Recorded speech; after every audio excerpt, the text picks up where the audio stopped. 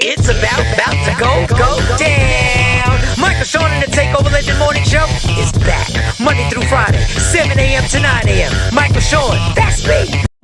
Michael Shawn and the Takeover Legend, where the truth hurts, but also makes you laugh. Baby. We the worst records, baby. We about to create a perfectly horrible song.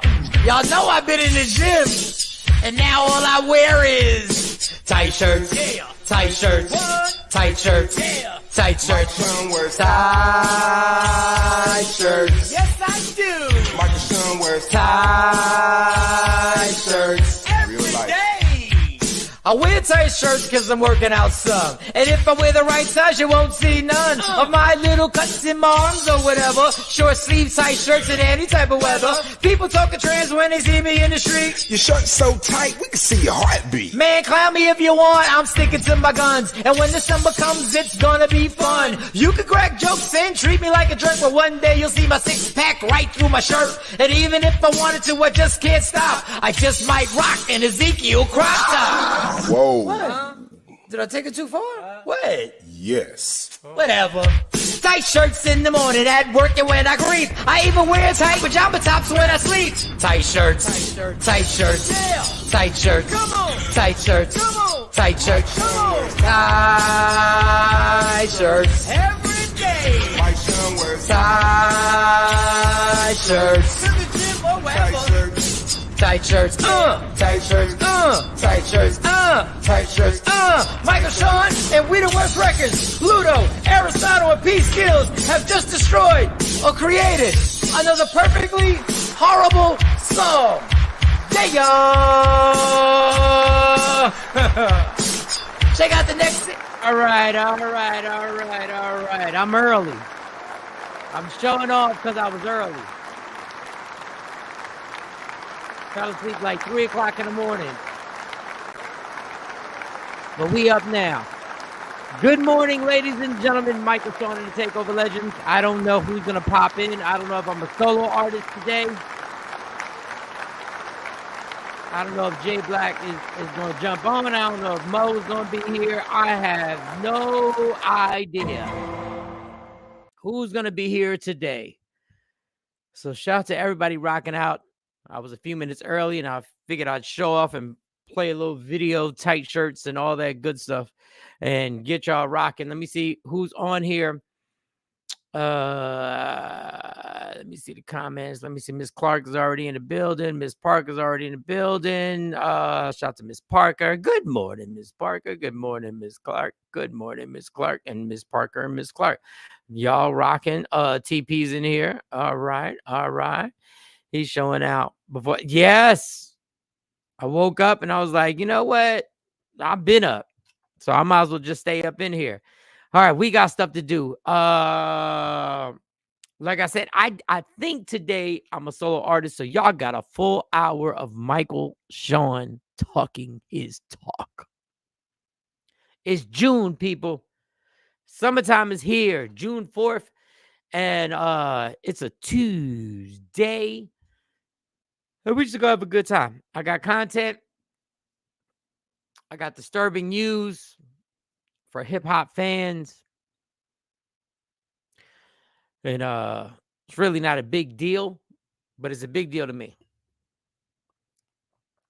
I was in New York yesterday rocking with Jonesy.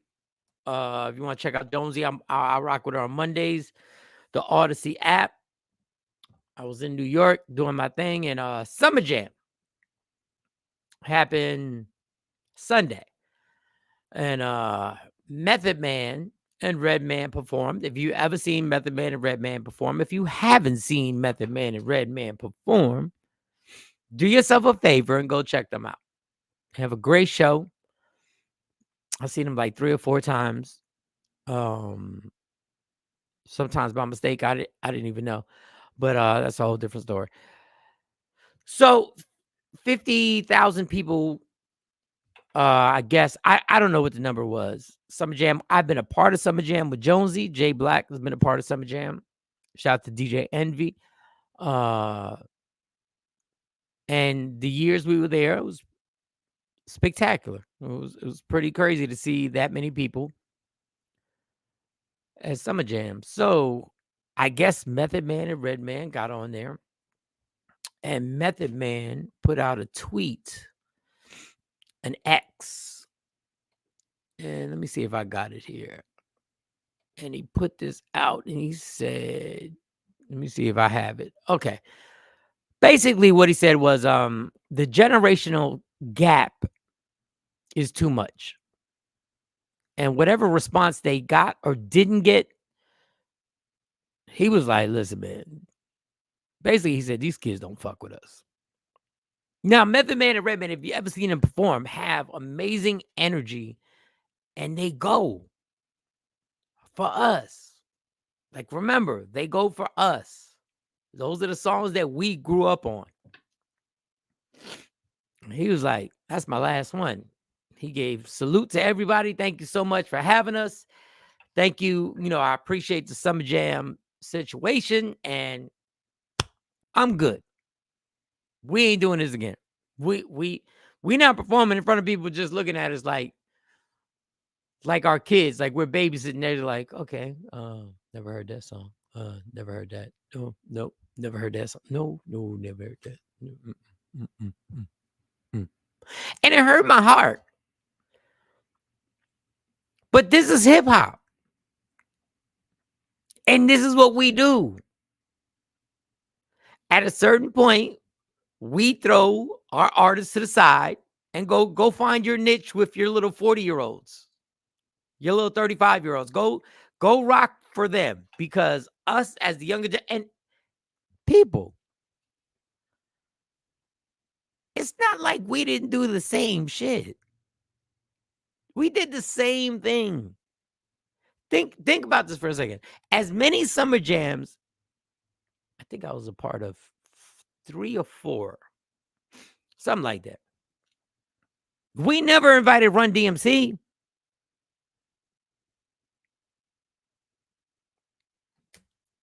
We never said, Run DMC, come on, come rock a Summer Jam. No. Once an artist gets to a certain age, we toss them. That's what hip hop does. It's not a good thing. The white folks don't do that. Bon Jovi's always going to be popping. I don't even know if Fleetwood Mac is still. I don't know who's passed away. I don't know. The Rolling Stones are always going to be popping. Rolling Stones come on stage. Hey, everybody goes all the way in. Billy Joe pops up on stage at a white concert. Oh, shit, it's Billy Joe. Us, when it comes to hip hop,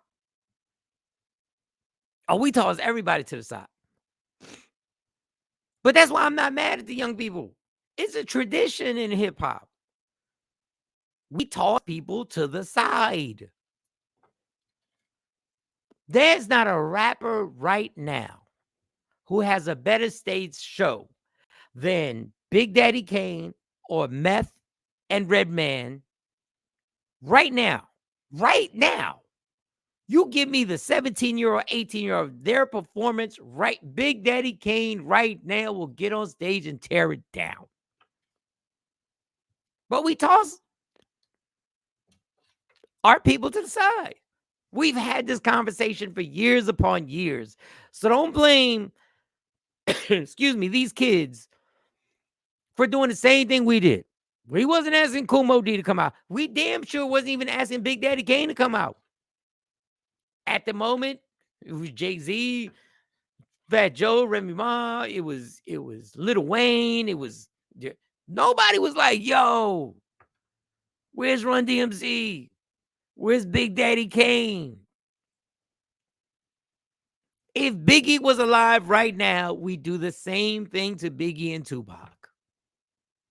Now, their status is different because obviously they passed away and we lost them. So we all think, well, Biggie and Tupac. No, if they had lived a productive life and kept making music, we would have tossed them to the side too, people. Would have tossed them. It's going to happen to Jay-Z. It may already be happening. We don't even know it because we don't know if Jay-Z, if he popped up at Summer Jam, what would happen. We kick people to the curb no matter how incredible they are. And Red and Meth ain't the type of rappers that just stand on stage and just stand on. They have routines, they have bits, they do it all. But this whole thing that you're gonna pinpoint the 20-year-old now and be like, yo, y'all disrespectful. Bitch, we were disrespectful. We were disrespectful.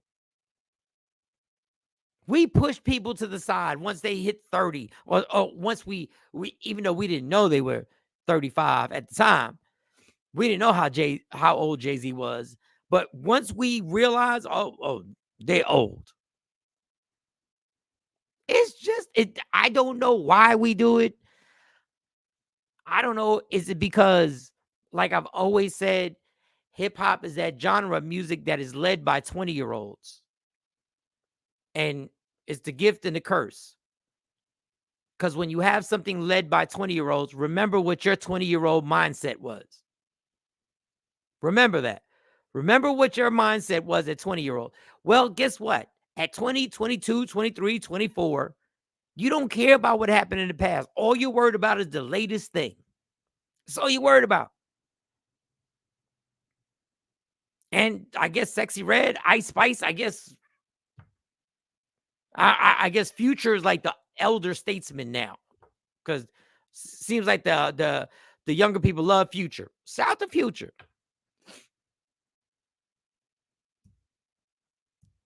But I saw all the comments on social media and I was like, y'all have a very subjective memory on how we shitted on older artists when it was our turn to be the ones that decided who was hot and who was not. We did it too. And I don't know, I don't even know like how you resolve this, how you fix it, how you appreciate. I don't know. Like, understand something. If Red and Meth's first song was released in 2000, let's hypothetically, if their first song was released in 2000, which we know it wasn't, but if it was, that would be 24 years ago. And we know it was in the 90s. But if you have a culture that has disrespected anybody who's 2 days old, where you go like, oh, that song happened 5 years ago. We don't respect it. We don't appreciate it. We want the newest thing ever all the damn time. All the time. Let me put these comments up here. I'm sorry, I'm behind. I just shout out to my man Dolphin. Father Time is undefeated. You already know, Dolphin. We had legendary nights. Nikki White Chocolate's back in the building. What up, Nikki? Ain't seen you in a minute. I hope everything's good with you. DJ Super. Oh, Super had a comment. Let me put Super's comment. Super's comment. Urban radio is a weird space now, Mike. I pose the question now. Who is Hot 97's really geared to in 2024? They don't know. Traditionally, the target demo would be 18 to 34, and it's not. But people under 30 don't care about FM radio. They absolutely don't. They don't. They don't.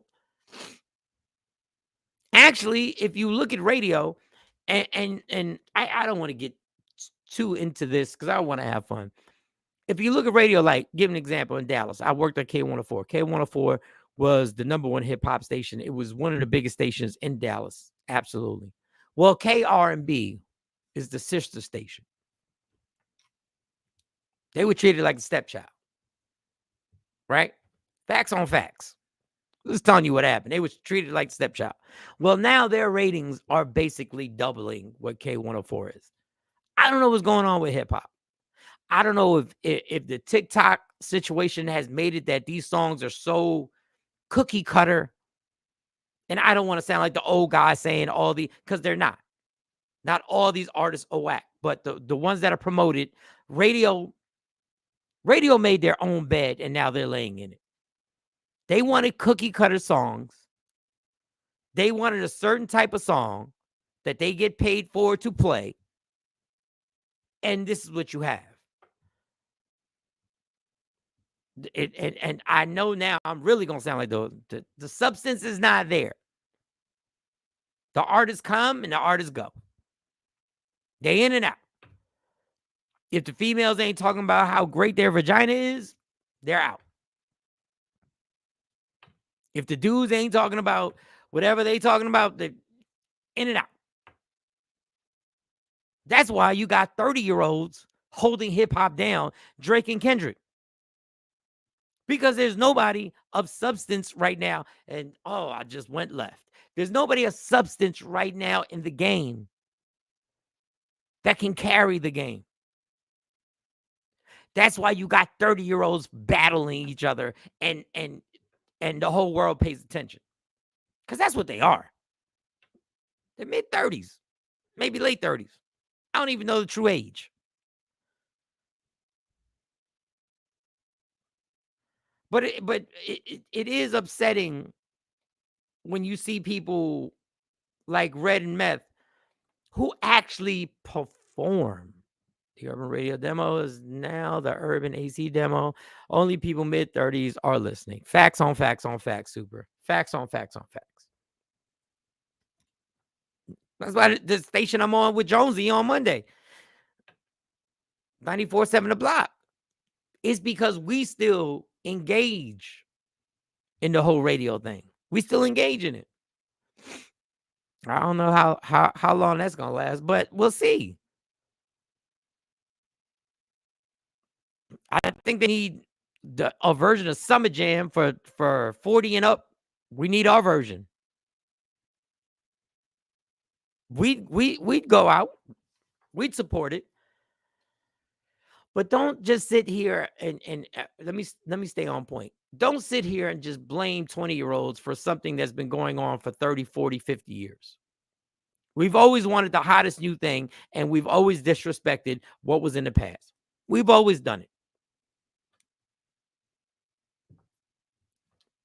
We've always moved the person out. You're not popping no more. Once again, I will repeat. Big Daddy Kane on stage is better than any new artist right now.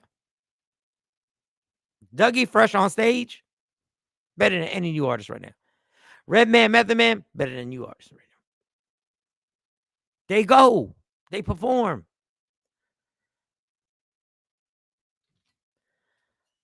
Oh, hip-hop, hip-hop, hip-hop, hip-hop, hip-hop. Hip-hop. Stacey Smith, Drake is 37. Yes, 37, pushing 40. Him and Kendrick saved hip-hop off a battle. Dwayne, call it the midlife summer jam. The midlife summer jam. How about it? And maybe we would start small. Maybe we'll start at a theater, perhaps the Apollo in New York, maybe somewhere in Philly or Dallas. We get an arena and we rock out. And we bring everybody back. And then we apologize. Sorry for pushing y'all to the side. Sorry for pushing y'all to the side. Didn't mean to do that. But now we respect it. Because as you get older, you realize, oh man, they did a lot. They did a lot. Greatest concert, two concerts I've been to that are on my upper echelon. Number one, when I saw Michael Jackson, and I'm dating myself, on a reunion tour with his brothers. Saw that. And I don't know one or two. When I saw Run DMC and Run came out to run, run, run, run, run, run, do it, run. And Public Enemy. Okay. Yeah, Public Enemy. Yeah. But we forget. We don't even put Chuck D in the top 5 list. Chuck D. Because he wasn't talking about selling drugs. Nobody mentions Chuck D in their top. I know I'm on a rant on a Tuesday. I know. Nobody mentions Chuck D in lyricists. And they go, listen to the songs on what he was talking about. I'm getting myself mad right now. I'm getting myself upset right now. Chuck D. I could put the whole show together right now. We got Public Enemy, Run DMC, Dougie Fresh, Big Daddy Kane, Wu-Tang, obviously, Ice Cube, got to get the West Coast, Outkast. It would be crazy. Ludacris, it would be the show would be crazy right now. The Midlife Summer Jam. Facts on facts on facts. FM radio is being led by dinosaurs and is hurting due to bad programming, and AI is coming back. I already know. Super. I've been on here telling y'all, stop falling for this AI thing, but it's too late. Y'all already fell for it. So Odyssey is implementing AI personalities in some markets this summer. Of course they are. I try to tell everybody who would listen, it's just going to take jobs. And C Chunk said, I love AI. It's going to take your job. It's going to replace you. Jay Black, you can't stop. You can't stop technology. Yes, it's going to replace you. AI is here to replace me and you.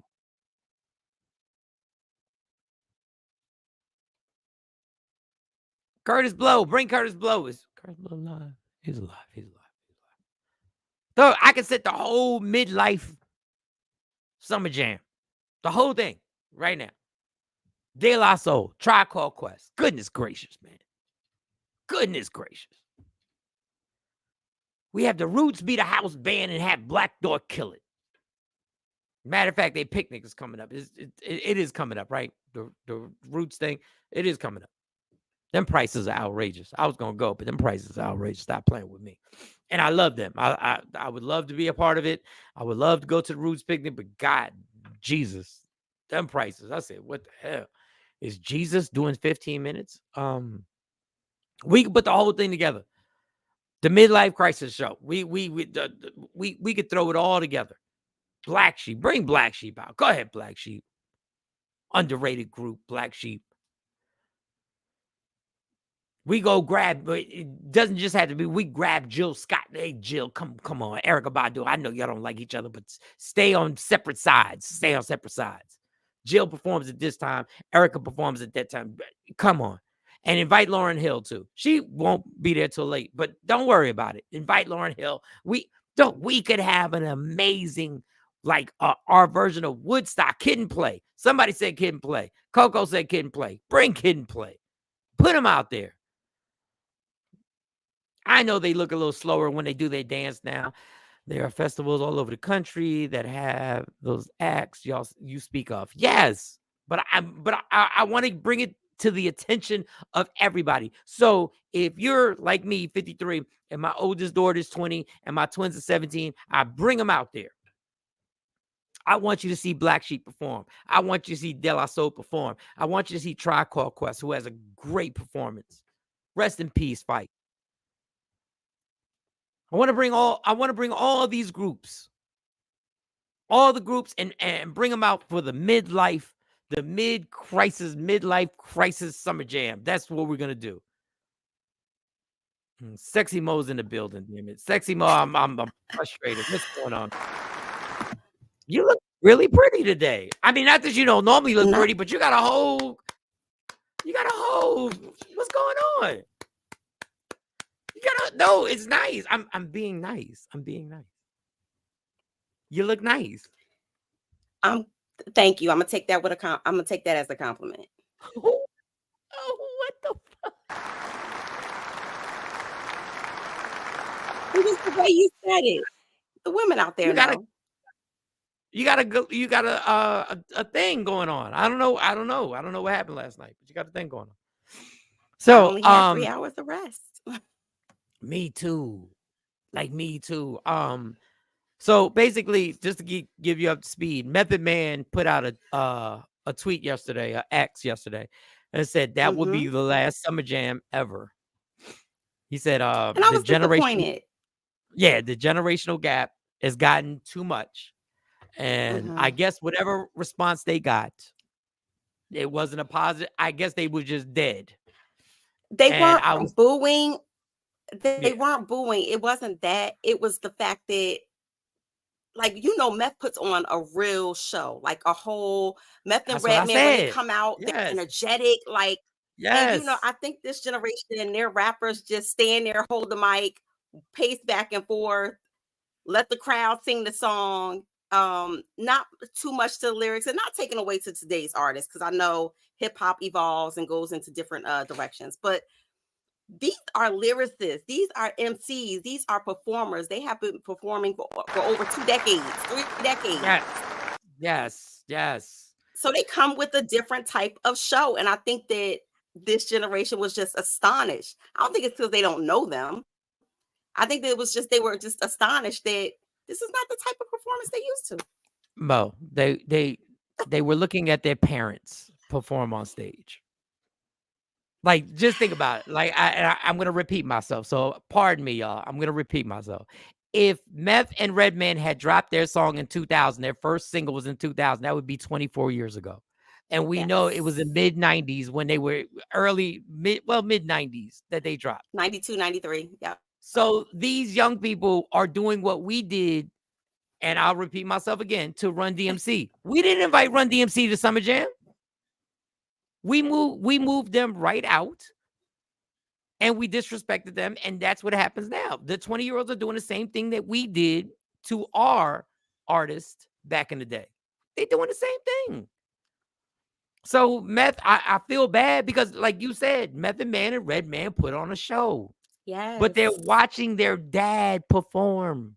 They're watching. I mean, last summer when I went to the Wu-Tang tour, they had Nas and stuff like that in it, right? That show was amazing. Like, just like put aside their performance, because they're gonna bring it every time. But just like the stage, like the screens and stuff like that, like it encompassed everything. And there was a lot of young white people in the crowd that like knew every word to all of the songs. So I don't get it. Because white people have been trained not to push their artists to the side. So if Bon Jovi jumps on a stage, no matter what, if Bon Jovi does Dead or Alive, guess what? Everybody respects it. If the Rolling Stones get on stage, Mick Jagger, 6,000 years old, gets on stage, they respect it. But if Kumo D jumps on stage for us, my kids will be like, "Yo, who is he, Dad?" Like, I'm like, it's Kumo D. And even the guys who held up, like LL and Method Man, who stay in shape and stay working out and stay keeping themselves together. Even those, like, my kids will be like, LL needs love. Where's that? Like, what happened? What happened? But we push our artists to the side, and it's so crazy because I felt so bad when I saw Meth put the tweet out there, and I was like, damn, Meth, and are you kidding me right now? But I can understand that too, because they still tour overseas. They still like do like these big festivals outside of our culture, what I consider our culture, and it's sold out. In Amsterdam, they love Meth and Red. Like, of course, they sell out and they do very well overseas at these venues. So I can see why he will probably say that, especially today with social media, and I could see why they wouldn't want to hurt their brand. I could see why they would say, you know what, this is our last time with y'all. I'm still disappointed. But the funny thing is, Mo, we're too cool for the room. We've always been too cool for the room. We always want the latest thing to be like I said, if Big Daddy Kane gets on stage, he's gonna perform better than 90% of the rappers that are out right now who are supposedly popping. But we're not gonna respect it. And Big Daddy Kane is still moving and dancing while he rapping, like he did. He's jumping around the stage still. Still jumping around the stage like it was the 90s. I don't know where that man get that energy. Him and Dougie Fresh. like all of the artists who are still like out there, still, you know, performing Right. consistently. Right. No, you're absolutely right. And that's why I said somebody in the comments said the midlife crisis tour summer jam, where we're gonna have Tribe Called Quest, we're gonna have I hate Black it. Sheep, De La Soul, LL, we're gonna have Run DMC, we're gonna have Good morning, LaShawn. we're gonna have a gang of people because we'll go out and support it. But I y'all, hate it. I hate the name, the midlife crisis tour. It just sounds like somebody gonna break down. It sounds Michael Jackson bad, like all bad. Like, no, can we that's name it something else? no, the midlife crisis tour. So it'll force us to turn up for real. Like everybody will have to take a long nap before the concert. Everybody will have to go out there and get ready because we about to and we'll start it in a theater. Maybe we'll do the Apollo and we'll start it, and then we'll gradually build up because I'm thinking of all the names: Outkast, Ludacris, Ice Cube. If we could get some NWA back, obviously everybody's not alive. I'm thinking it won't stop. We can bring Latifah out. We can bring MC Light out. We can But bring. they already bring them out like all the time. Like, if you notice at the award shows lately, they've been kind of like bringing them out for a long time. But and even Tony, who is it? Tony Sunshine got this big tour with all of the old school people, artists on it right now, in New York. So it's happening, but I think that because you personified it as the midlife crisis It's the tour, midlife crisis tour. I'm struggling. That's where we're at right now. Daz Effects. Somebody said Daz Effects. Bring Daz Effects out. Yes. Get them on there. Smith and Wesson. Get them out there. I know we don't have all of Mobb Deep, but we still have half of Mobb Deep. Get them out there. Get them out there, but they're better performers than rappers out now, though. LaShawn, I'm not trying to test these 20-year-olds. I don't know. But they love the 90s. Right now, the 90s is like the big trend. If you notice the hairstyles, I looked on TikTok. I was like, the French roll coming back. I'm going to have to sleep on my head again. Like all of these different things. I'm going to have to sleep sitting up in a chair. Like all of these things that, you know, we created in the 90s, they are taking right now and they're like, this is cool. But you got to take our music too. You got to take our music too. Eric B and Rakim. You got to have Rakim come out. You got to have EPMD come out. Oh man. It hurts my heart. It hurts my heart that Method Man and they got that type of reaction. Because let me tell you something. When you got 50,000 people and ain't nobody rocking, that has got to be. I'm glad I wasn't there. I'm glad I was. And they weren't booing. They weren't booing. No, they were just like this. They was just like. No, they were looking at Pop. They were like, Pop killing it. Pop. Some of them had their phones out. You know, it's nothing worse than being on a show and being on a stage and seeing people look at their phone and not paying attention to the show. And not even record. Charlie Martin. And not even recording. I always do a show in AC. Yes. Shout out to Charlie Mack. He does rock out. They want to sample this but don't want to give them no credit. Okay, so I'm gonna show you this clip, Mo, and I'm gonna let you put your therapist hat on. Now, before anybody jumps on here and says it's a skit, who the fuck cares? But if it is a skit, this is a well done skit. Okay, so a gentleman, I don't know if you saw this. I think C Chunk sent it on the group text. He finds out his ex has passed away,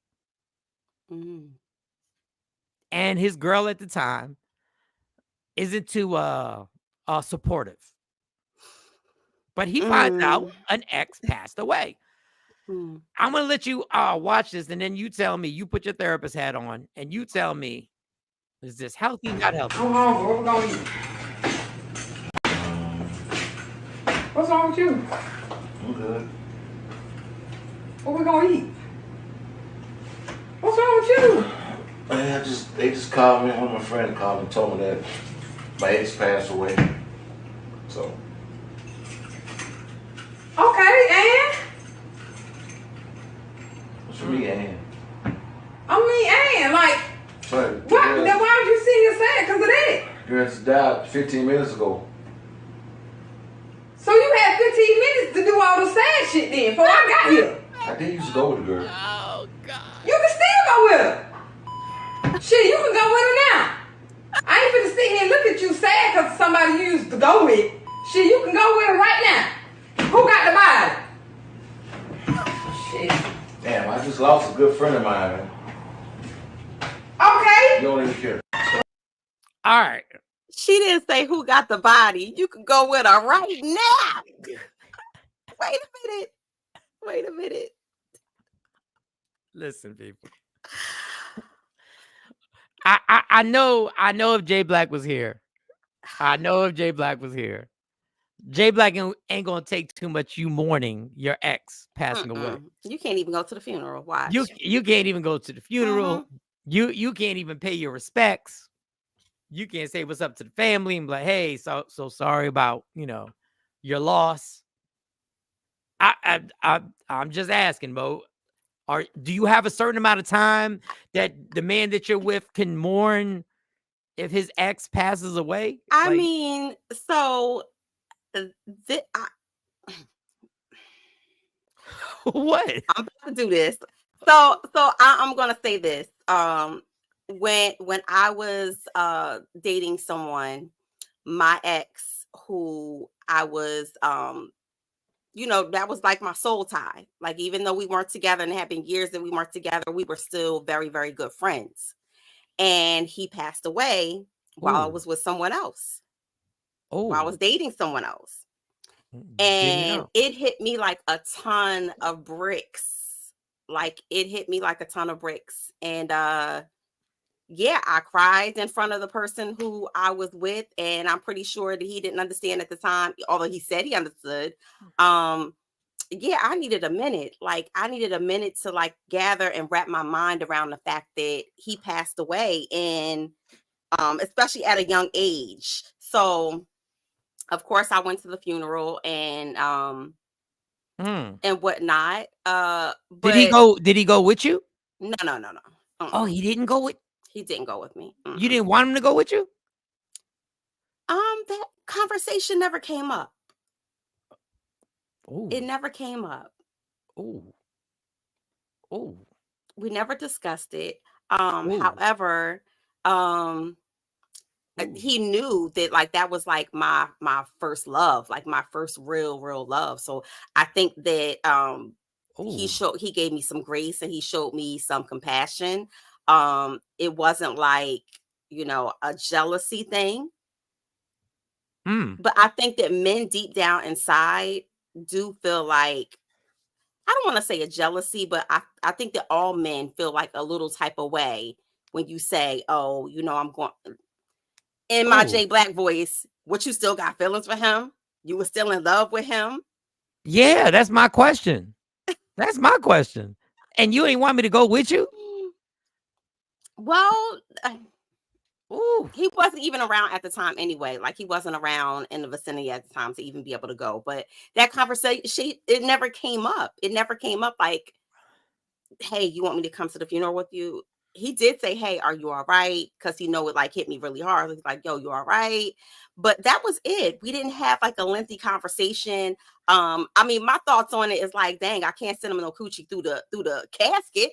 Like, so what is the big deal about going? And I think vice versa. If my significant other's ex, and they were, whether it be your baby mama or whether it be somebody who you dated for a long time or was engaged to at one point in time, passed away, and you needed to say goodbye, I wouldn't trip.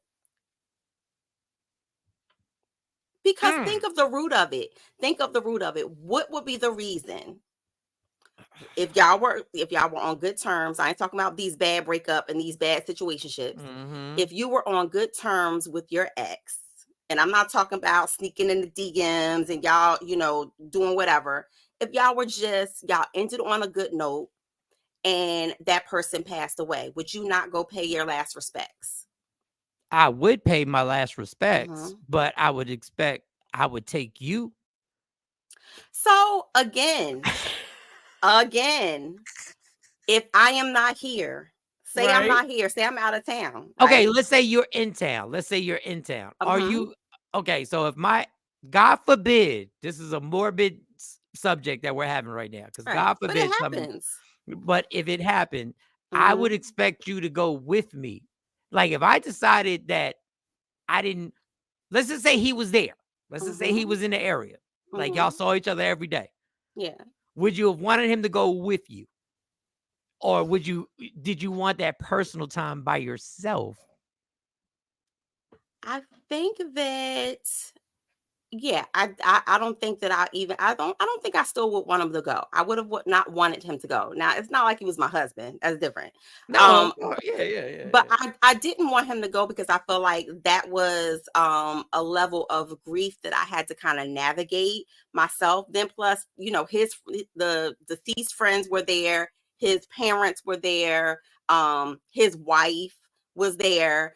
So it was one of those things where it wasn't like I needed a date, a plus one. It was more so like closure because again, it was suddenly he kind of hid his illness from me, never told me he was sick, even through passing and going, never he didn't tell me he was sick until the end, but he made it seem like it was okay, everything was okay. So yeah, it was difficult. It hit me like a ton of bricks. Okay, so Yeah. I'm going to be the Jay Black in the situation. You said he hid it from you, which means y'all was still communicating on a regular basis. No. I said in passing and going. Like if And I would see him at an event or something like that. mm, Hey, mm, how you doing? How the kids doing? How your wife doing? Like that type of thing. It wasn't, yeah. We wasn't sliding each other's DMs. We wasn't holding up conversation every day on the phone. But now you don't want me to go to support you. Oh, oh man. But is it Oh, really support? Is it really yeah. support if you feel a certain type? So you just said you feel a certain type of way, Uh-huh. I'm right? getting there. I'm getting there. Like this is actually happening between me and you right now. I'm getting there. But I think that's a I'm getting I there. think it's a conversation that needs to be had. And again, it depends on the dynamics of the relationship that you're in. So if you're just dating someone, and it's not to the point where you're engaged or you're married or you're heading that way or you are cohabitating together or you have that level of commitment, I think that it's a different type of it would be a different type of response Here you or a go, Stacey. different type of conversation. No, you're now Yeah, that Stacey, you're thank you. He's being yeah. nosy. No, He's no, being no, no. nosy. Stacey, you full of shit. Because if your husband at the time, now we have to make specific that this was just a dating thing. But in a committed relationship, if you tell me that your ex passed away and you were visibly, understandably shook up because the person died young Mm-hmm. and unexpectedly. But if you say, Stacey, if your husband tells your ass, oh, I'm good on you coming to the funeral with me. Stacey Mitchell experience. Stop playing that you would be all good with that. As a mature adult, I understand grieving. Oh, don't. As a mature adult, I understand grieving, but I'm not saying that it should not be a conversation between you and your mate. Random Rick says, number one, you ain't having no good terms with an ex unless kids involved. Number two, this motherfucker put one and two. Number two, damn sure ain't no pictures in the ex. Oh, somebody had pictures of an ex. Somebody had, Yes. hold on, let me move. But she said they were in the family. She said they were in the family, and that's why the ex was in the picture. Do you keep pictures of an ex up in the house? Like when you're officially in a committed, do you keep the ex pictures up? I'm not a picture person in my house anyway. I have no pictures up in my house of people. Do you keep them in your phone? Do I have? Oh, okay. How about this? Do you get Hmm. upset if he has pictures of his ex in his phone? Wait, say that again? If your man has pictures of his ex in his phone, Mm-hmm. and you just happen to find out, like he's scrolling, he's not trying to hide it, and you see pictures of the ex in his phone, What is your reaction? What am I saying? Yeah, what is your reaction, Mo? I want to know your reaction. Yeah, I'm very interested now. I'm very interested. Why you got your old work in your phone? You reminiscing? You Mary J. Blige now? Wait a second. Like, So why you got videos of your ex in your phone? Oh, she said the videos. Because somebody put up videos. Like, videos only good for one thing. Like, so what we doing? if that's the case, if he decides to go, once again, this is dark. If he decides to go to a funeral and says he would like to go by himself, you ain't gonna catch feelings over that? No, because he can't. It ain't like he could send it. It ain't like he could slip it through the casket. Like, I'm not that insecure. I'm sorry. I understand grief. Like, if something like that happened, even now, if something like that happened to my significant other, my fiance, I will be like, yo, go. Like, that's closure. Like, I understand that. I wouldn't even want to go. First of all, the repast is going to be filled with all her friends, all her family. So wouldn't that be a reason why you'd want to go? But it's not a social engagement. You're all there because you collectively know the person, know the deceased. The fact that he even invited me or tried to include me, I'd be like, look, babe, thank you, but no, thank you. Oh no. If he needs me there for support, of course I'm gonna support him. Of course I would go, but just to go and be nosy because I feel like, well, I'm going to. No, I ain't doing that. But it's not being nosy. It's if he's going through something. If I'm going through something, I want you there.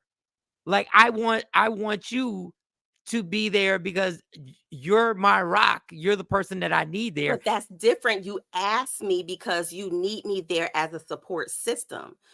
For myself, I don't need that level of support when I grieve. When I grieve, typically, and everybody knows this of me, when I grieve, I do it on a solo. I'm normally the person that holds everybody up at the funeral. I think that funerals are for closure, and the closure does not include your mate. I'm sorry, unless it's something that you need, unless it's a specific support that you need. If you need your mate there when you grieve, then by all means, yes.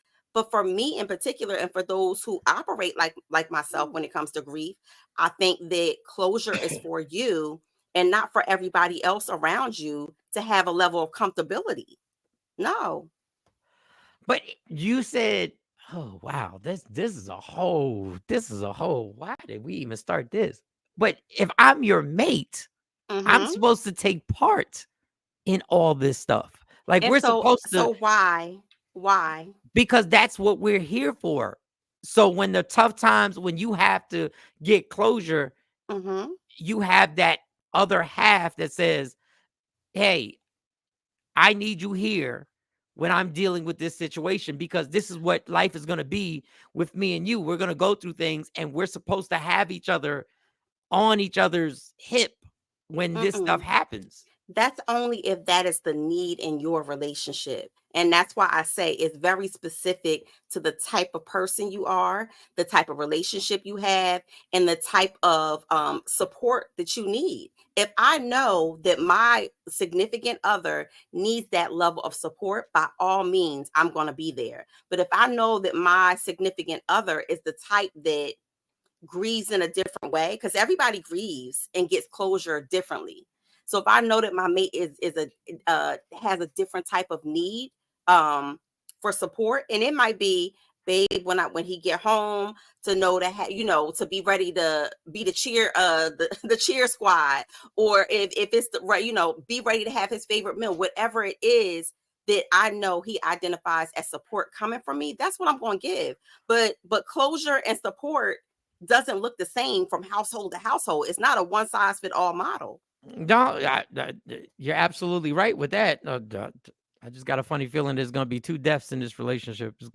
One relationship is going to end, and another person be. But I've seen this happen. I've actually up close. I've seen people come to a funeral with their significant other, and then I've seen other people come by themselves. Woo!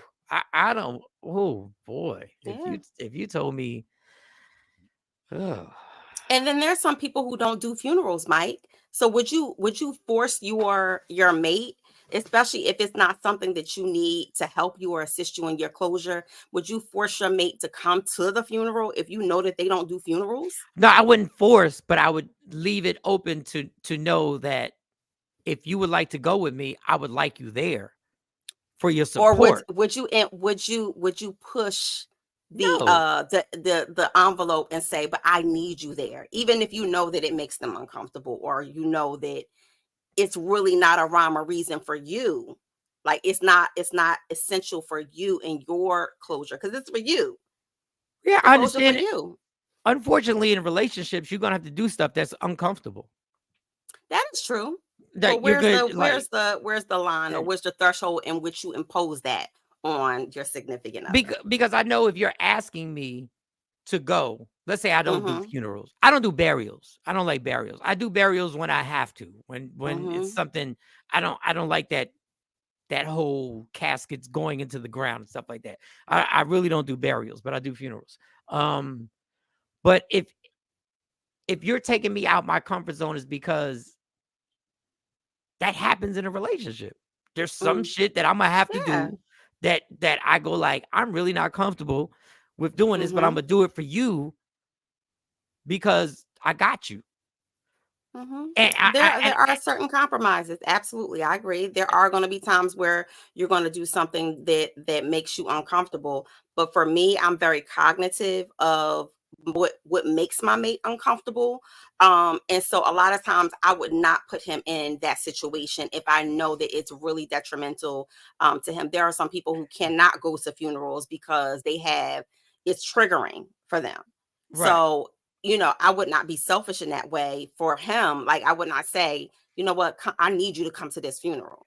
And knowing that I don't need him there for that level of support, that's selfish on my end.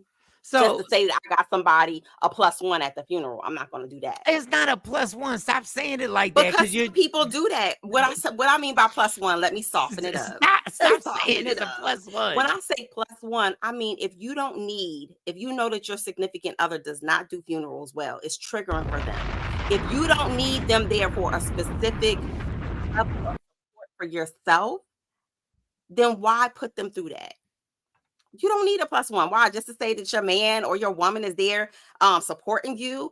Like, no, if they don't do funerals and you don't need that level of support, leave them home. They can support you when you come home. So this is what kills me. This is what kills me about this. Oh, no pun intended. Sorry. This is what bothers me about this. What? You got an attitude when you saw videos of the ex in the phone. Because that person living. You can't send coochie through the grave, through the casket. You can't do any of that.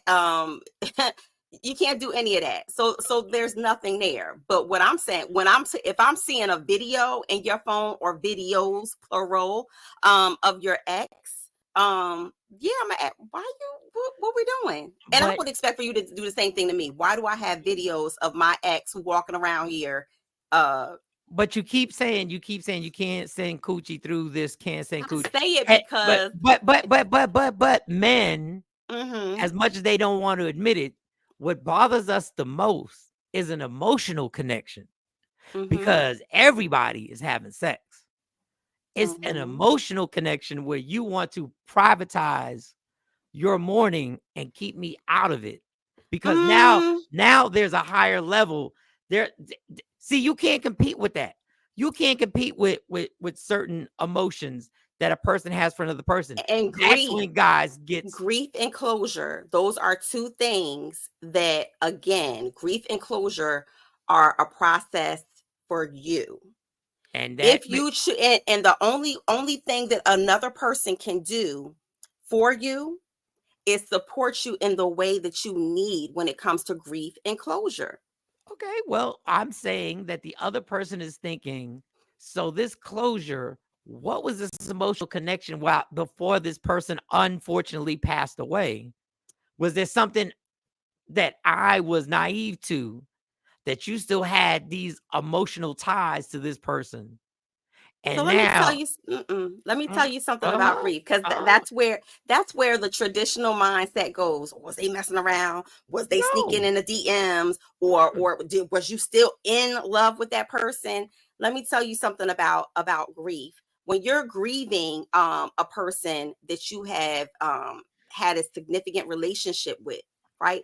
It could be a person who you haven't spoken to in 5 years. You ain't seen them in 5 years. You ain't thought about them in 5 years. And seeing them in that casket or knowing that they passed away, especially again at a young age, that is going to evoke some level of emotional response. It doesn't mean that you still, if they was alive, that you would want to get with them, or you would want to be with them, or leave your significant other for them. But it does evoke an emotional response, because what do? You start thinking of, you reflect. It is a time that you reflect on the positive memories of that person, especially if it wasn't a bad breakup, right? So I you're understand. going to go through a plethora of emotions, and some of that is going to be tied to other people that you've lost. Okay, well, what I'm So saying it's is not about you're it's not about that. It's not. but see, you want to cut out, you want to go through that portion of what you just said, that progression, right? That Mhm, progression of closure and things of that nature. Well, on the other side, mhm. the other person is going through trying to figure out, when you're in the car and you're just driving, did this person come into your mind? And so I would say Did, stay out of people's heads. Like, don't do that. but see, Because you now can't. you're dealing in hypotheticals. That person could be thinking about their grocery list, or thinking No, about the I things that they understand, have to do tomorrow. but So you now can't. that's a you problem. But you can't negate the other person's emotions on thinking stuff like that. That's human nature to think. Now you have to figure out, is this closure, or was this person yearning for this person? Or does this person think in their head, maybe that was the one I should have been with? Or maybe that was the person that we could have made it work. The other person has emotions in thinking of this also. And you Absolutely. can't just negate it and be like, oh, well, that's just insecurity. No, it's No. people think about that Mm-mm. all the time. Your mind is going to go left automatic, or it's going to go that way. Of course, things are going to come through your head, and that's why I said mature conversations need to happen. Like that goes to a level of maturity. I am not going to, and again, even for argument's sake, even if you was thinking about her every other month, or when y'all favorite song came on the radio, that's a natural memory trigger for any human being. There's some people who listen to a song. I can listen to a song and I could say, you know what? Dang, I remember when this came Mhm, out. I was doing blah, blah, blah, mhm, blah. But it stopped. mhm, I think the issue mhm. you would have is if a person acted on a memory and said, well, let me call this person. Alright, Hey, so I was in the car and I was listening to this song. Remember that used to be our song? mhm, That's a problem. But you're talking about things that trigger memories that it's nostalgic. You can go outside and smell a flower and think about how you used to be with your grandmom, or how you used to be with this person. It is human nature. It's a humanistic response to do these things. But I think the issue is when you are talking about somebody who passed away and you're going to a funeral to pay your mhm. respects, to close out that this happened to this person, closure. I feel like if you are the type of person who doesn't need that level of support, and you know that about your mate, then it is okay not to have a plus one at the funeral. Alright, I'll give you Mo's super mature until she finds out the ex you got videos of your ex in the phone. Like No, that. I'm still mature, because if I was immature, we be fighting in this piece. We be breaking stuff. You have bleach all over your sneakers and your clothes. All What right. what night tech suit?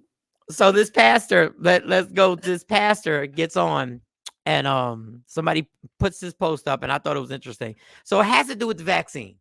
It has to do with the COVID Mm, vaccine, which a lot of people, hey, I got the first one. I did, because I needed to fly. mhm, Everybody asked me. I had one person ask, why'd you get it? Because I had to fly back and forth from Dallas to Philly to see my family. That's the only reason why I got it.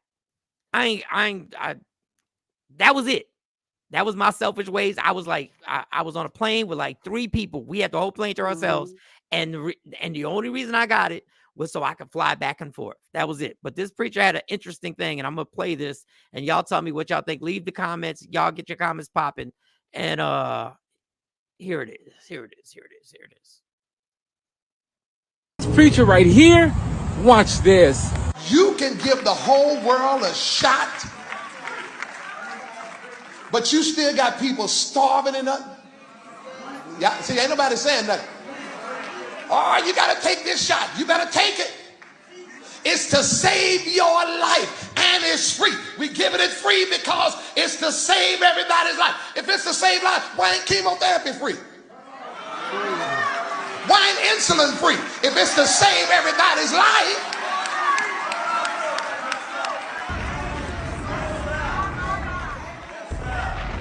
Oh, this preacher right here. So I thought that was pretty interesting. Mm-hmm. Why isn't insulin free? Why isn't chemotherapy free? Mm-hmm. So for everybody, including myself, I don't know if you got the vaccine or not. I did not. For everybody who did, I got a vaccine card, but and there were people for giving all out, intents and purposes. and I didn't have the hookup. I didn't know that I could get the hookup to get the vaccine card, which is pretty dumb that I didn't know I could have got a vaccine card. So now in retrospect, with hundreds of millions of dollars of lawsuits that are going on with Moderna and all the different variations of it, what do you think now? Like Kyrie Irving was destroyed by Stephen A. Smith for not getting the vaccine, and damn near tried to take his career. Tried to take his whole career. Now he's the glamour boy. Everybody's back on the Kyrie situation. So what are your opinions on vaccines or anti-vaxxer or whatever? When you hear the preacher say this?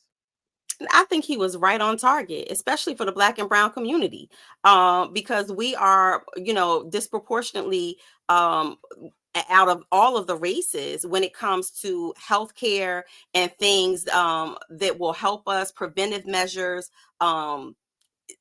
We take the hit. So I think that he was right on the money, where you spent all of this money buying all of these vaccines because you want people to take them. Now, because they got a shelf life, you want to stick anybody and everybody to justify how much money you've actually poured into this as a nation. But again, him right on the money. Why isn't insulin free? Why haven't you worked out something with these companies that produce the same vaccines? Why aren't you working with these companies to ensure that people who live in underprivileged areas have accessibility to things like insulin or chemotherapy? I think he was right on target. If it's to save, like he said, if it's to save your life, like they kept pushing. And for those watching, leave your comment. Did you get it or didn't you get it? And Rashida my thing is, she didn't either. Rashida said I didn't get it, and God bless Rashida. I just want to ask, when everybody was getting it, it wasn't too popular to say you didn't get it. It wasn't too popular to say. They treated you like you had the plague. What? They vaccinated? They absolutely did. LaShawn said, it's a personal choice. We got it because of underlying health issues. We good so far. Hey, LaShawn, I'm right with you. I'm good so far. I don't honestly, I don't think anything. I think millions of these vaccines were given and there was nothing to it. I just think it was the propaganda that went on. And I sat in the line. There were still people who got COVID after they got vaccinated because the strain changed. They had so many different strains of it, right? So there are still people who still got it. And I think the big fail, the big F that Fauci did was saying, making Americans and making people think that it was a vaccination against being able to get, because when we think of vaccinations, what does that mean? That means I'm not going to get this particular, I'm immune to getting this. And I think promoting that was the worst thing that they could have done. Making people think that, okay, I got the shot now, I don't need the mask. I got the shot now, I can't catch COVID. I got the shot now, I can't give you COVID. You're not vaccinated. Yeah, it was pretty amazing that Yeah. a cheap piece of cloth Mhm. was said, if you put this on your face, Yes. it'll stop. And Yeah. and I realized that no matter how educated we think we are, we all fall into the we're a bunch of followers. And Well, if you notice, for longer, I mean, for as long as I can remember, even when I went overseas, people in Asian countries were wearing masks long before COVID, long Oh, before yeah. this. They were wearing masks. And so if you remember, even Michael Jackson, when he used to go abroad, like he would come back and everybody's, why he got this mask on? But I think that the types of masks and how we were educated on a lot of things, we were fed misinformation. And again, I lost a lot of people during the early part of COVID due to COVID. I mean, so many people that were close to me, I can't even count. And of course, we followed our own protocols. Rick said he missed the 6 foot. I still do that in the bank. If I'm standing in line, I'm not right on somebody breathing down their backs. But I think that now people have kind of like lost sight of any of that.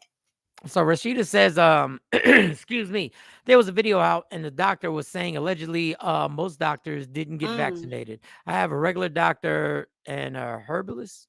Did I say that right? I've always been into natural healing. I'm 46 and take nothing but vitamins and good ones, not the ones in Walmart, CVS. Why you got to just the Walmart Or the and dollar CVS? store, Rashida. That's the one I take. That's the one I take. It was weird. Now that I think about it, what they did was so. When people say you don't yell fire in a movie theater, well, they yelled fire throughout the country, and everybody went into follower mode, and I did too. Like I said, I just wanted to fly. And the craziest thing, let me tell you this quick story. The craziest thing is, as I'm watching everybody on TV talk about COVID, right? And as they're giving me the symptoms, as they're telling me what it is, the chills, the this, the that, I'm watching and I'm sick as hell at the time. And I never put two, and I said, oh shit, I got it. And I don't know, I still don't know to this day how, because I stayed in the house. I stayed in the apartment. It doesn't take anything but to touch something you don't even recognize that you touched. It could take you just going in and out of somewhere. Because remember, they said at one point 15 minutes, if you haven't been exposed to someone who is positive for COVID for longer than, I said, so does it just say, hey, at 14 minutes and 59 seconds, you good, but when it hit 15, you're not? Like, it was so many different things that were put out that scared Americans, that scared people all around the world, and it just constantly kept changing. But again, to know better is to do better, right? And the scary part was, even during the show, and she said this on the show, Shawnee got sick and was in a bad way. So when stuff like that happens, you go like, well, maybe this shit is real, or I don't know. Like, because I know she was in a bad situation. We weren't close at the time. Like, we were close. We were doing a show, but I wasn't close enough to know her family and stuff like that. I didn't know how bad the situation had actually got, that they had put her in that seclusion and all the other shit. So I don't know, man. I don't know. And if Rashida said, and if I did get it, I didn't notice because my immune system was strong. All right, Rashida, I see you talking that talk. Go ahead, girl, with your immune system and all that good stuff and everything like that. And listen, I took the I didn't vitamin. get the vaccine. The only reason why I didn't get the vaccine is because even speaking to my healthcare professional, he said, because you have allergic reaction to like a lot of things, this may not be for you. So I'm like, I'm always that 1%. You know how they say, oh, only 1% of people experience these broad spectrum of symptoms. And I'm normally that 1% of taking a medication or getting a shot where I have that reaction. So he advised me against it. My primary. Let me see what. Wow, your primary. I've never heard that. Yeah, my primary advised me against it. Oh, and I do know this.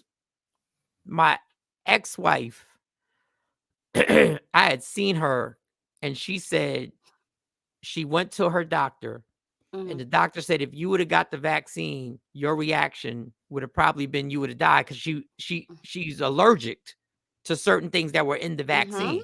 And I was like, wow, Random Rick, I got duped all the time. I didn't know for years that milk doesn't have vitamin D. Milk is bad for us, period. Milk is horrible. We got duped into the All-American commercials, the milk commercials does the body good. Milk wreaks havoc on our systems. Milk is not good for us. Cow milk is not good. So I'm gonna ask this question, and I've always wanted to ask you this, and I never get because we always get off track, but especially when Jay Black, C Chunk, and everybody's here. So you went to school for this therapy thing, and I hate to say it like that, but you went to school, like you studied, I did. You studied and graduated, and you actually have to help people with. But your I therapy. worked out in the field for a long time. That's where my experience came. So your experience came. So my thing is, knowing all that you know, all that you've studied, how hard is it to actually put that use for yourself, not other people? So it's healthy for me in particular. I just can only speak about myself. I do a self-reflection daily, sometimes a couple of times a day, when I'm in situations, and sometimes to a fault. Being a therapist can be, is hard because sometimes you give people a pass and you give them more grace than they deserve. You give them more grace than Sometimes you give them more because so for me, I'm not just a clinical therapist, but I'm also a behavior specialist. So, you have to sit and do observations of people behavior, things like that. So for me, a lot of times if somebody does something, I'll sit there and I'll automatically go to the underlying reason of why they're doing it or why they did it versus honing in on being mad because they did it. So sometimes being a therapist is not a good thing. So if somebody, I'm trying to think of a situation. If somebody is is being deceitful, you go to the reasons why they're being deceitful, not just the fact that they lied. Not necessarily. Because but that's what you just said. My two deal breakers in a relationship is don't lie to me and don't cheat. Like those are the two deal breakers. That's it. Everything else we can work on, we can talk about. But I think that lying about something, clearly some people lie because there are underlying reasons. I'm not gonna say that everybody, but a lot of times people lie because they scared of the consequences, right? You lie because you don't want to face the consequences to things. So as an adult, if you lie to me, that's a conscious, that's a decision you made. Little kids, they lie because I don't want to get in trouble. But adults, you process a little bit more than what children do. They don't process beyond the moment of not wanting to get in trouble. Adults is a little different.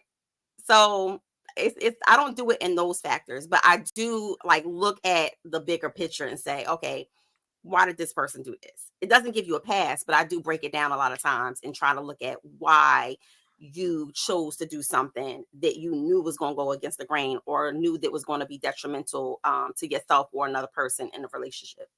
All right, Craig said, here's the real story. Trump knew in October 2020 this was coming. If he had Oh, told yeah. the American public and shut the airports and people coming into the country, so many lives could have been saved.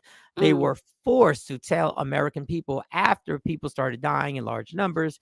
I was sick in December, developed a cough. I couldn't get rid of it. Had that cough for 5 months. Hit that cough with everything, and one day it just went away. Yes. Okay. All right. But that's true. What he said is true. If you remember, if for any of y'all CNN buffs who always look at the news, he started saying things about it. And at the time, that's when I brought my mask and I loaded up on all of these Lysol and Clorox wipes and Lysol. So when it actually happened, I had like a stockpile of this stuff. I was Yeah. literally in the parking lot of Walmart with a tub of wipes when it first happened, getting groceries, and they were like, people, I thought they was going to jump me. Where did you get that? The stores don't have any of that. Where did you get that? But this So is we the were good on stuff like that because of that. This was the crazy thing, and I think this whole thing is a matrix. I think this whole universe. That's why I try and stay focused on just my little universe and me. It just sounds selfish, but I try and just stay focused on bettering my situation because I can't get into the. But the fact that people, I am never voting for Donald Trump. Before I say this, I'm never voting for Donald Trump. Never. It's not happening. I don't like either one of them, but I'm not voting for Donald Trump. But when he wanted to stop planes from China to come here, right, and he wanted to stop that from happening, I don't understand where the logic was against it. He was called some type of word. I forget what type of word it was. They called him for stopping plane. If the virus was in China, would it be common sense to say nobody from? I don't know. Maybe I'm remember wrong. when it first came out, they called it the China. They called it the China virus. Yeah. Before they started calling it COVID. But I'll do you one better. I saw a movie, and I was like, oh my God, this came out way before COVID, and it literally talked about COVID. And so this is not something that that just came out. Even when Donald Trump was talking about it, they always knew that there were experiments and things going on with that. And again, we'll probably never know in this lifetime how it actually got released, and who actually released it, or whatnot. But yes, he knew. And He Rashida definitely knew. says basic vitamins to take. Vitamin C. Okay, I got that. Vitamin D. Pause. D3 zinc. Zinc is Magnesia. good for men. Vitamins B6, B12 on the vitamin B complex, and vitamin A and K. Well, I didn't even know there was a vitamin K. So thank you for hitting me with the vitamin K. Yes. LaShawn says it has been taxing on your mental listening to everyone's problems. I'd be drained sometimes listening to friends laugh out loud. Do you need a therapist? So it's funny you say that because I am the go-to person. Like I am always, even after a long day. Don't have pics of your ex. Mo is rational until she finds out you got pics of your ex or videos of your ex. Yes, Mo. Social worker. I also examine why the behavior happened. I may need your help, Mo. Okay, since okay, hold up. Before I forget, Craig, my sister was sick in December too. He didn't come out till February. LaShawn says, China virus. Yeah, the bat. Yep. Yeah, they talked about the bat. I thought someone had sex with a bat in China and started COVID. I don't know, Random Rick. I honestly, during that time, it was so many different, theories and stuff behind how it happened. And, of course, they always still blame Black and brown people. You sure the bat didn't come from Africa? Those type of things. It was so many things said about the virus before we had more information. It was more disinformation out there than anything. So the virus was man-made, Craig said. It got out of the lab. I studied nuclear chemicals and agents in the military. Hey, that I believe, yes. I ain't I'm not gonna. Okay. So before we get out of here, we got like 15 more minutes, and I don't know when you got to go. So I gotta. I will have to go. Okay. I gotta ask you this: in a relationship, because Mo is she has a very strong exterior. Like, and this is why me and Jay Black had the exterior. Yeah, you have a very strong presence where I always feel, and I apologize because I had this conversation with Jonesy yesterday, and I had this conversation with Jay Black on the show, and he was like, "We need to call Mo and check up on her," and I was like, "But we take for granted because I always feel like you're going to be fine," which is wrong. As a friend, you're not supposed to do that. You're not supposed to just assume, but I feel like we all assume we're all going to be okay. Like I don't check on Jay. Jay don't check on me unless I'm in a hospital wilding Yeah. out. Like Yeah. when it gets desperate, then y'all be like, oh, okay, maybe. Okay. So that being said, in a relationship, Mo, Mm-hmm. this is a very simple question, but I always wondered this. What can somebody say in a relationship with you that would just hurt your feelings? Hurt my feelings. Let me get the music. Yeah. Something that Mo can just get her feelings hurt. Something. Somebody could say, somebody could do. Why are you poking your lips right now? Why are you poking? Because normally I got something to say about everything, but I'm a little stumped. So nothing hurts your Like, feelings. I'm not saying nothing will hurt my feelings, but I'm digging really deep to figure out what that would be. Like in terms of words, like verbally, like if you said something to me verbally, Yeah, not what would nothing hurt my physical. feelings? Like my Nothing physical. significant other. Yeah, anybody. Something that would hurt your feelings that you found out about. Something, or that something was said that you found out that somebody said about you that could hurt. No, you said significant other because that. Oh, all right. We'll stay significant other. We'll stay Yeah, significant. you said Okay. significant other. That could What hurt could your your feelings. mate say to Yes. hurt your feelings? That could hurt your feelings. Yes. We'll be particular since you want to be particular. We'll be particular. If they lied and said your coochie was good and it wasn't, that would hurt your feelings.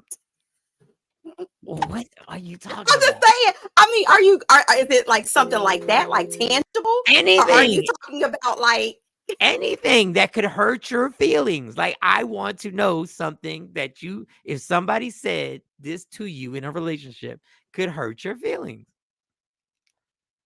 If my significant other told me I was playing you this whole time, I really didn't love you.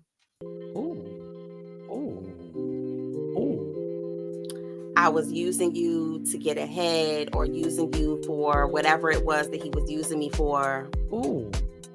And I let my guard down and I like really, really was vulnerable with that person and like open. I think that would hurt my feelings. Has that ever happened? Of course I've had my feelings hurt, Michael Shawn. Yeah, what? You're the one who acted. You had your lips poked out. You were like...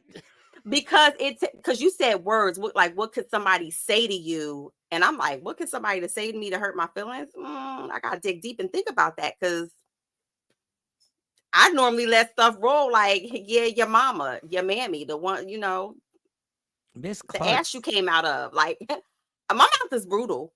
I've been working on it for a very long time. So that's why when you said words, I'm like, it would have to be something tangible. Like, see, Miss Clark said, my ex told me that I had no passion and that hurt my feelings. See, that's tangible. That's something tangible. You had no passion? I don't know if that would hurt my feelings, but okay. I'm not here to judge. I'm Miss Clark. Okay. Mo must have gotten some lessons. I spell it with a K. I was spelling with a C. Coochie like 10 times. The C for little girls. I spell it with a K. And when she first came on, I told her that. I said, wow, you got a glow to you. No, I didn't. I didn't. And I didn't get any sleep last night. If my soul said they didn't really like me because I'd rather you like me than love me. Okay. That's a good one. See, tangible feelings. Like, say you walked in a room and your friend said, hey, you look good today, finally. Like Michael Shawn did to me when I walked in. No, I did not. That's not the way I said it. Thank you, Random Rick. But see, that's even interesting because, see, this is what I'm talking about. Even you had to think about, like, you had to really think about something that could hurt your feelings. I mean, I am a very resilient person. I'm not going to say strong because I don't like to use the word strong when I define myself. I think that I'm a very resilient person. So like certain things like words is very difficult. But like I said, I think that when it's somebody who you've been vulnerable with, and you really, really, because to be vulnerable, you have to trust that person, right? So if I trust you and I'm vulnerable with you and I am open and free as a baby bird, don't you wound me. Don't you wound me. Don't do that. Don't hurt me. Like I'm the last person you want to hurt. Why is that? I'm just the last person you want. Why would you want to? Like if I'm vulnerable with you, like low key, Because you got a slick mouth. Because you got a slick mouth. I'm a Virgo. No, slick mouth. I'm working on that. I'm a Virgo. So Virgos are natural like pleasers. We are pleasant people as long as you don't step on our toes. As long as you don't try to do anything to hurt us. Ask Jay Black. Yeah, but y'all different Virgos. Y'all two different type of Virgos. Y'all two. Some of our beliefs. Y'all have similar. Y'all have similar traits. Y'all have similar traits, but y'all go about it in different. Yeah, y'all both manipulate the fuck out of the world. But how dare you? How dare you? I'm not manipulative person. Y'all both manipulate. Oh my God. Everything's a strategy with y'all. Everything's and that's why I love y'all, because I let y'all strategize. Everything's a strategy. Virgos are strategic planners, but you need the people who plan strategically, because those are the people who, when everything is out of order, out of whack, they got a plan. Okay, as Shawn said, most times I'm not gonna be the only person mad. We're gonna be mad together. Because my comebacks are vicious. Mouth be crazy. See, LaShawn, that's why y'all be taking pride in your mouth being crazy. Why do y'all take pride in that? I don't. I've been working on it for a very long time. That and my facial expressions. Because when I'm silent, my face says other stuff. So I've been working on it. Yeah, the facial expressions mean a lot. The nonchalantness could mean a lot. Look, guys don't want. I don't want like violent responses. I don't want. I don't want to take. I know we shouldn't take this argument somewhere further, but I do want a reaction of some sort.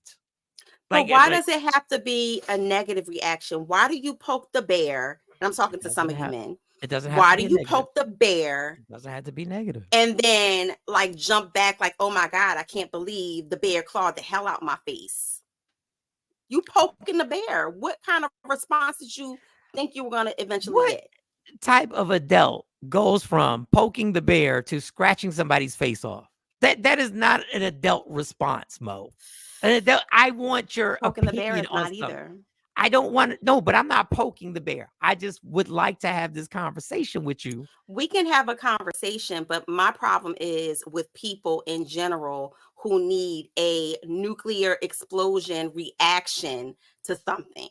Like they feel like, okay, now I feel something like that. There's an emotion, and you're emotionally invested in this conversation. If I'm calm and you hype, just because I'm not hype doesn't mean that I'm not feeling some level of emotion. Maybe I'm processing it a little bit different than you. But y'all ain't happy until we cursing, drinking, until this mouth start going, until I start saying things that I don't want you cursing. don't like that person, right? But I don't want cursing. I want to know how you feel. Okay. Let me ask you this question before you go, because I'm about to be out of here too. If you get into an argument with somebody, you're in a relationship. Let's say 9 months. Let's say you're bearing down on a year, right? And you get into an argument with somebody, and in that argument, that person ends the relationship. Okay. Does that mean this relationship you wasn't really all the way in the relationship?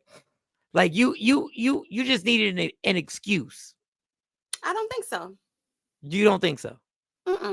And not in all cases. Now, there might be a case where if somebody is nitpicking and you're like, where are these arguments coming from?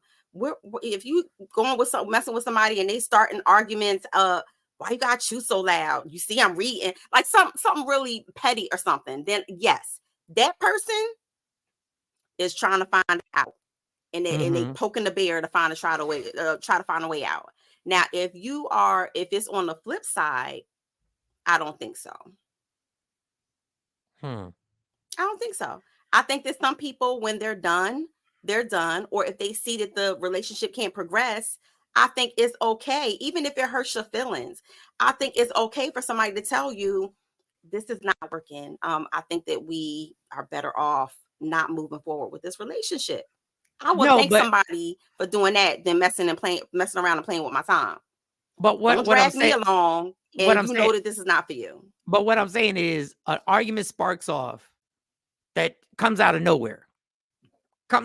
Arguments don't come out of nowhere. But go ahead. Okay, but this particular one comes out of nowhere. Where you it didn't come out of nowhere. It's something that's been lingering. It's something, but when a person jumps off and explodes and then decides that that's the end of the relationship, don't you think they were looking for a way out of this relationship? Well, you said two different things. Explosive. Let's deal with that first. If somebody has an explosive reaction and that's not their normal reaction to something, that means that there was a buildup, like a pressure pot. When you cook in that pressure pot, what happens? You know that it's going to blow at some point, right? So if that's the emotional response you got from your mate, then things have been building and no communication has been going on in between that. And that person it's been building and building. And like I said, that person had enough and had reached their threshold and told you, you know what? Enough is enough. I'm leaving. This ain't for me. I'm going. I'm out of here. Okay. LaShawn said, what was the argument about? Was this like when guys start arguments to get out the house? I've never started an argument to get out the house. I've never started an argument to get out the house. I've never done this. Like, I've heard about this all the time with guys. So I've never wanted to start an argument that was that severe that you are removed from the house. Because you had your comings and goings may be different than other people. Some men can't stay out until 5 and 6 o'clock in the morning and come home to eggs and bacon. There are men out there who at 1 o'clock, 2 o'clock when the club is over, you better be home by 2:30, and for women too. So I think it depends on the dynamics of your relationship. You didn't have that type of relationship. Your significant other knew your job and knew that it required for you to be out all times of the night. Okay, so that's probably why you didn't have that on you. Coke said women should act like a lady 100% of the time. Some of these women's mouths are nasty, but then they want the respect of a lady. I hear it when I'm working a lot and it's embarrassing. Okay, all right. I think it depends. Wait a second. Lady Q done popped it. Lady Q done popped it. Well, no. They have been looking for reasons to stay, and the argument made them realize they needed to leave. Really? That's a good one. That's a good one too, Lady Q. Really? Okay, all right. Maybe the argument was the pivot point in the relationship. It probably needed to end. Okay, all right. Morning. All right. That's interesting. Want to grow on. That's interesting. And on that note, before I have a fight with my son, I gotta get in the parent pickup line. He giving me the evil eye. Well, thank you. We will see you tomorrow. And give a round of applause. Ladies and gentlemen, Sexy Mo, ladies and gentlemen. Where's the applause? There we go. All right, girl. We should have men and women on the show, like the Mars versus Venus, because these are interesting topics. Yeah, I think we should. We'll see tomorrow. I'm gonna have some relationship questions tomorrow for you. And don't forget to get your allegedly, because we didn't do allegedly today. We got to get the allegedly. All right, girl. Sexy Mo, ladies and gentlemen. Sexy Mo. That's interesting.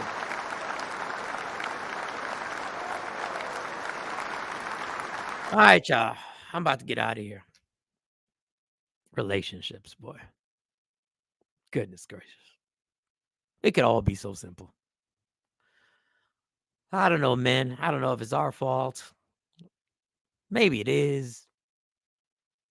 I don't know. I always feel like there's always a hidden agenda. Maybe I should have said this when Mo was on here. I always feel like there's a hidden agenda that people have, that if they would just put it out there from the beginning, things would be a lot simpler. There's always a little agenda. There's always a little tension. Just say what it is. If you don't like when I do this, say it. Well, we're going to have this conversation tomorrow, man. It could be all so simple, but you'd rather make it. Nobody's trying to make it hard, Miss Clark. I think y'all make it difficult because there's always an underlying. And let me. Should I say this?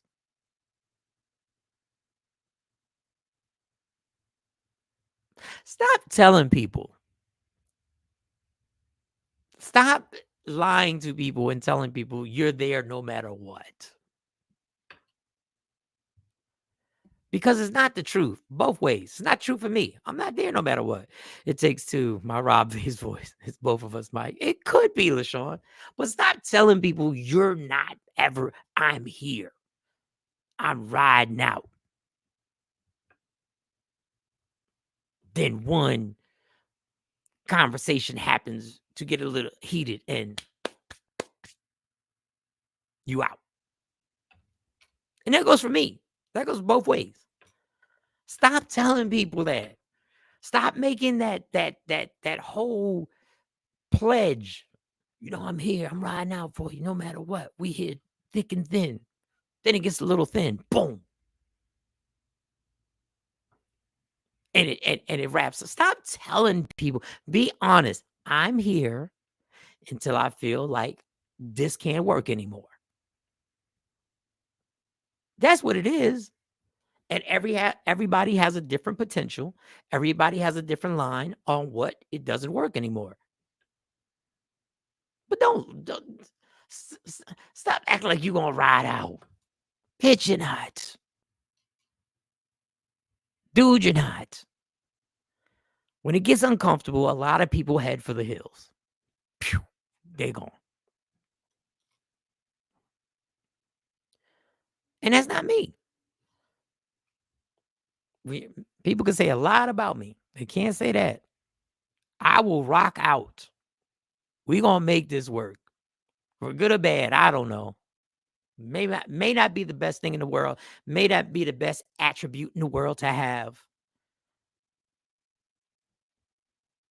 But some of y'all be throwing that. I'm here. I'm going to rock out with you until it gets uncomfortable.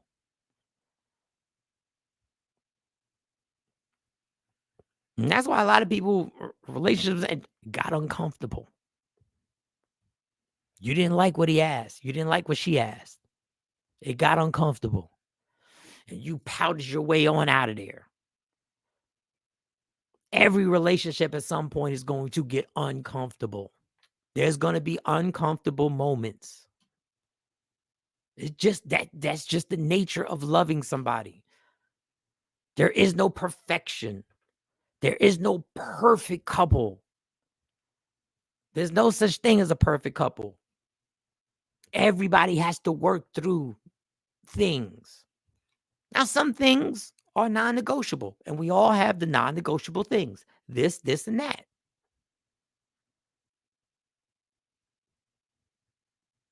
But leaving because it gets uncomfortable, you wasn't all the way in. You was not all the way in. So remember that. All right, y'all. We will see y'all tomorrow. Hopefully Jay Black will be back in the building tomorrow morning. Thanks to Sexy Mo for stopping by and rocking out. We'll see. We're not going to see C-Chung, so don't worry about it. Love me for who I am, not who you want me to be, because I can never be that, and understand there's only one thing in life that's guaranteed. It will end. So enjoy every minute, every second. I don't know what's going on with my voice. You fight for everything in life. Fight for your happiness, and never let anyone or anything or any situation take it from you. For Michael Shawn, Sexy Mo, C-Chung, Jay Black, we are gone. Gone then. Michael Shawn and the Takeover Legend, where the truth hurts.